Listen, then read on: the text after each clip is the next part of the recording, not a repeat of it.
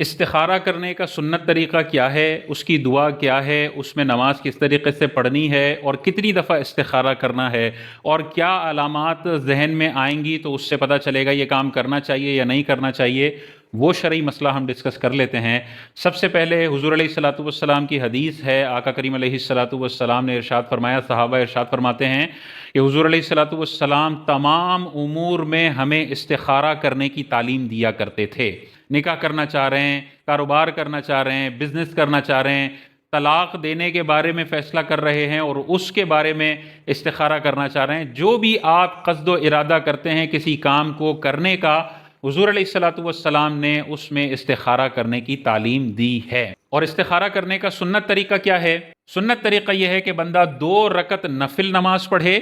اور علماء نے اپنے تجربے کی روشنی میں ارشاد فرمایا کہ بہتر ہے، مستحب ہے، لازم نہیں ہے، اس کی پہلی رکعت کے اندر قل یا ایھا الکافرون کی صورت ملائے، اور دوسری رکعت میں سورہ فاتحہ کے بعد سورہ اخلاص کی تلاوت کرے۔ استخارے کے جب 2 نفل بندہ پڑھ رہا ہو تو پہلی رکعت میں قل یا ایھا الکافرون اور دوسری میں سورہ اخلاص پڑھے۔ اس کے علاوہ جو بھی آپ صورتیں نارملی نفل نماز میں پڑھتے ہیں وہ بھی پڑھ سکتے ہیں، اس سے بھی استخارے کا جو نفل ہے وہ ادا ہو جائیں گے۔ نفل پڑھنے کے بعد استخارے کی دعا پڑھنی ہوتی ہے، وہ کافی طویل دعا ہے، وہ میں آپ کے ساتھ یہاں بھی دے دوں گا، اور جو سوشل میڈیا پہ ہمیں دیکھ رہے ہیں ان کا ہم اسکرین شاٹ لگا دیں گے وہ پوری دعا کا۔ تو وہ دعا پھر آپ نے پڑھنی ہے، اس میں اللہ تبارک و تعالیٰ سے آپ مشورہ طلب کرتے ہیں۔ استخارے کا مطلب ہی ہوتا ہے اللہ تعالیٰ سے اپنے کاموں کے سلسلے میں مشورہ طلب کرنا۔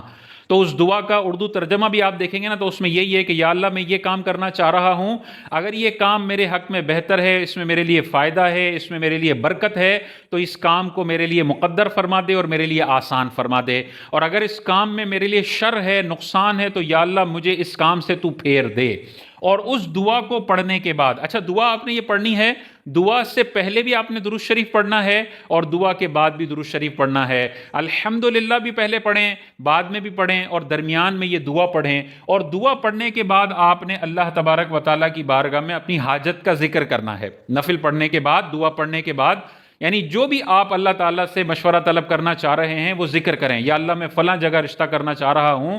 اگر میرے حق میں بہتر ہو تو مجھے کوئی نشانی بتا تو میں یہ رشتہ کر لوں، اور اگر میرے حق میں یہ بہتر نہیں ہے، اس میں کوئی خرابی ہے، کوئی نقصان ہے، تو مجھے مشورہ دے تاکہ میں اس حساب سے عمل کر لوں۔ یہ آپ نے کر لیا۔ اس کے بعد پھر آپ نے باوضو طہارت صاف ستھرا ہو کر قبلہ رخ اپنا چہرہ کر کے سیدھی کروٹ پر لیٹ جانا ہے، سو جانا ہے۔ تو پھر خواب میں آپ کو کچھ نشانیاں دکھائی جائیں گی اللہ تعالیٰ کی طرف سے۔ اگر آپ کو سفیدی نظر آتی ہے یا سبزہ آپ کو نظر آتا ہے، گرین گرین نظر آتا ہے،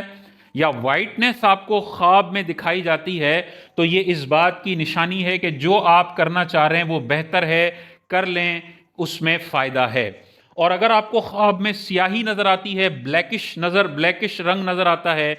یا سرخی نظر آتی ہے، ریڈش نظر آتا ہے، تو یہ ریڈ الرٹ کی علامت ہے، اور یہ کام آپ کے لیے برا ہے، یہ نہیں کرنا چاہیے۔ اچھا، اب اس میں مثال کے طور پہ آپ نے دعا پڑھی، رات کو کوئی آپ کو علامت نظر نہیں آئی، اگلے دن پھر 2 رکعت نفل نماز پڑھیں، دعا پڑھیں، سو جائیں، علامت آئے گی انشاءاللہ۔ نہیں آئی، تیسری دفعہ کریں، چوتھی دفعہ کریں، انشاءاللہ 1 ہفتے، 1.5 ہفتے، 2 ہفتے میں یہ علامتیں آپ کو نظر آنے لگ جائیں گی۔ اچھا، ایک دفعہ علامت نظر آئے تو کیا اس کے بیس پہ فیصلہ کر لینا یا نہیں کرنا؟ حضور علیہ الصلوۃ والسلام نے حضرت انس کو ارشاد فرمایا کہ جب تم قصد کرو کسی چیز کا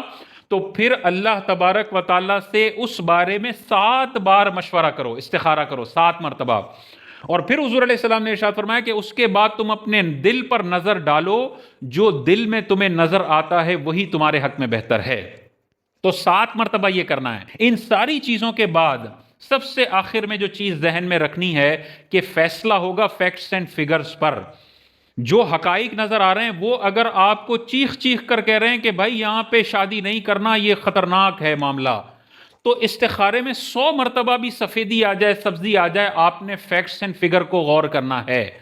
کیونکہ جو خواب میں آپ کو نظر آ رہا ہے آپ کو نہیں پتا یہ اشارہ رحمان کی طرف سے ہے یا شیطانی مداخلت ہے۔ ہمارے خواب میں تو شیطان کی بھی مداخلت ہوتی ہے نا، شیطانی خواب بھی آتے ہیں، تو ہو سکتا ہے یہ چیز آپ کے لیے بری ہو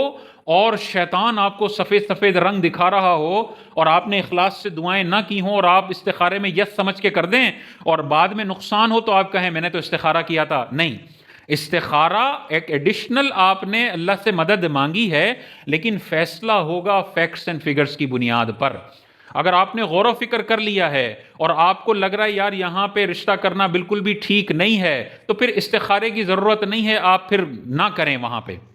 لیکن اگر آپ 50-50 ہو گئے کہ یار میں یہ کروں یا نہ کروں، فیکٹس اینڈ فگر کہہ بھی رہے ہیں لیکن میرے دل میں ابھی بھی کچھ ہے، ڈاؤٹ ہے، تو پھر استخارہ کریں اور پھر استخارے کی بنیاد پر اللہ کا نام لے کے وہ عمل کر لیں. انشاءاللہ اللہ تعالیٰ نے اس میں برکت رکھی ہوگی، تبھی آپ کو اس قسم کے اشارے آئے. لیکن اگر آپ کا ذہن سارے دلائل، سارے مشورے کہہ رہے ہیں نہ کرو اور 7 دفعہ استخارہ آپ نے کیا وہاں پہ آ رہا ہے کر دو، تو آپ نے پھر نہ کرو کو فالو کرنا ہے، کیونکہ حقائق کی بنیاد پر فیصلہ ہوگا. خوابوں میں آنے والے نشانات شیطانی مداخلت سے پاک و صاف ہیں، ہمیں نہیں پتا. انبیاء کے خواب وحی الہی اور سچے ہوتے ہیں،